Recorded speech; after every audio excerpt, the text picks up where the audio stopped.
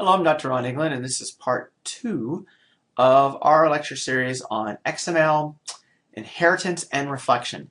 I'm going to go one step further with our little sample project. If you saw lecture 1, you'll note that I had created this form where I put in some information, which were properties in a class. The class had 3 properties: name, description, and content.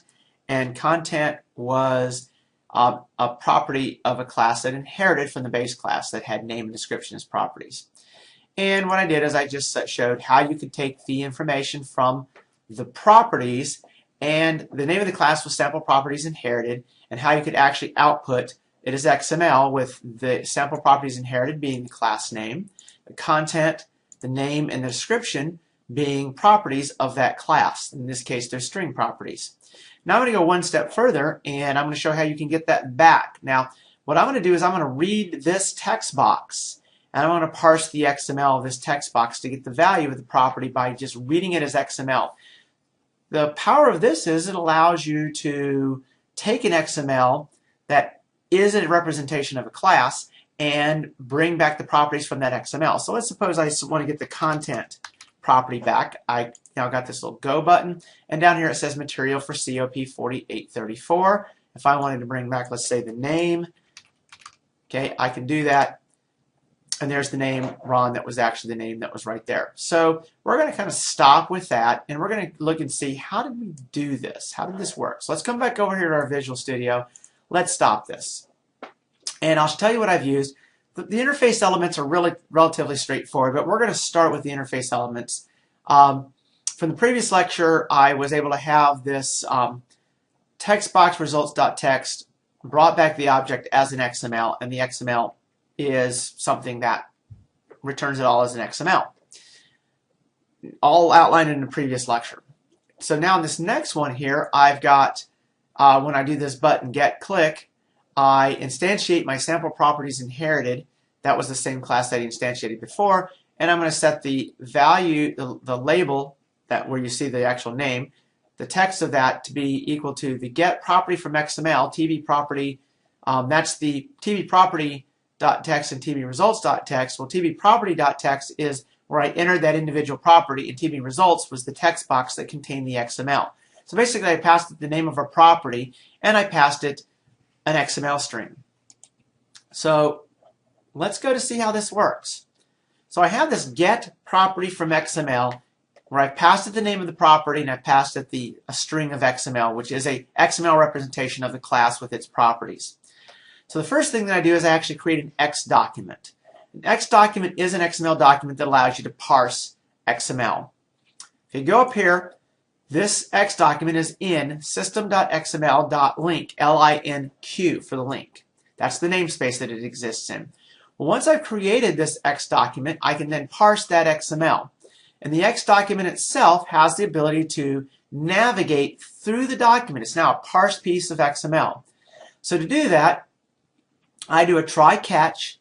And what I'm going to do is I'm going to, if the property, if it does able to get a property, it's going to go to the root. Doc is an X document. The root element in this case is sample properties inherited. It's the name of the class. If you look at the XML, oops, bring that a little smaller, you can see sample properties inherited, and then that's the root, and then you have the 3 elements, the 3 XML elements: content, name, and description. Well, when I typed in name for the property there, this allows you to return the value of that property that it read from the text box there. Pretty straightforward. Now, I'm going to go one step further as we go into coding here, and I'm going to be able to read the class back in. Now, I've got some stuff to do here. I'm sorry, kind of method here that actually allows you to set a property from the XML itself. So what I'm going to do is I'm going to set the property from the XML, and once I set the property from the XML, I'm then going to go ahead and show you the value of that. Now that's going to be relatively straightforward to do. So I go over here. Okay, now the first time that I hit this get, it just read it, looked at the XML, and pulled the property. So I'm going to comment that out, and I'm going to go one different direction here. I'm going to say s dot, in this case, set property from XML. And the same thing, the same arguments go in there. I actually pass it the name of the property, okay, and I pass it the text box that contains the XML. And this time, I'm going to set the label value to be equal to the text of the label value to be equal to the actual property. Now, I'm going to have to do this kind of hard-coded in this case. So I'm going to have it set the name from the name, and then when I actually run the software, I'm going to have it do it by just me typing in the name. It's always going to return, by the way, the name. So it's going to get that property from the XML, and I'll show you something neat that I can actually change that. Okay, so that's now there. I'm going to go ahead and run this again.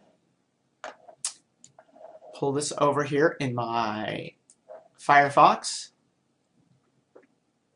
And hopefully you're following what I'm doing here. Entering in these text boxes are going to set the properties of the class. So content will be materials for P4834. I'm going to hit go.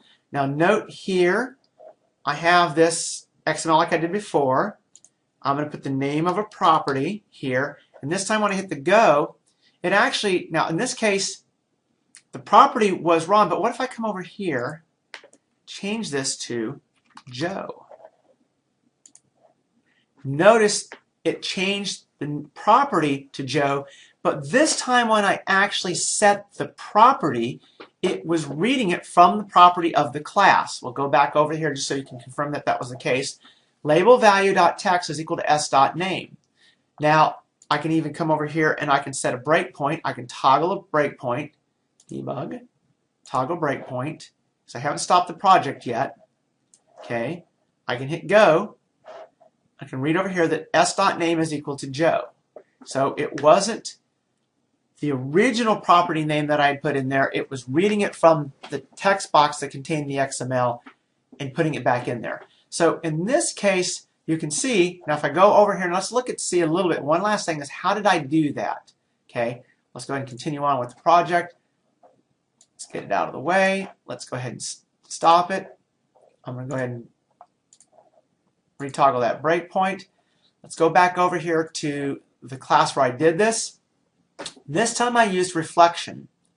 Well, the first thing that I did is I called get property from XML, passing it the XML and the property name. So I have a value, and what I have to do in the reflection classes is I need to set the property, the value of that property equal to the value from the XML.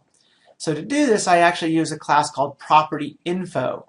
And the property info, I'm going to instantiate one with the PI, property info. This refers to the current class, get type, get property, and I call the get property with the arguments of the property, and then the binding flags being public and the binding flags being instance, which are basically the defaults of that. I could have used a different method there to do this, but in this case, I did use this get property method, and then I checked to see, well, is property info null? And then property info actually has a property that says whether it can write. So in other words, can it be written to? In this case, if both of those, if it's not null and it can be written, I set the value of the property. Okay, so it's property info set value for this class to this value. Okay, with the third argument being null because I actually am not setting any conditions that go with that. And that's another method of property info. And you can actually see these relatively easily by looking at the documentation. But in a nutshell, what I just did here was I read the property value from XML. I instantiated a property info class based on the actual class the class that this method is currently in. Okay. I then took that property info and I wrote the value into the property info using the value from the XML. And so I was able to set that property. This has got some interesting capabilities, but what it allows me to do, and what I do use this for, is I can take a class, I can represent the class as XML, as an XML object, and then I can take that XML object and I can now read in all the properties of that class from the XML. It's got a tremendous level of power in what I can do in code that I have written and have control over.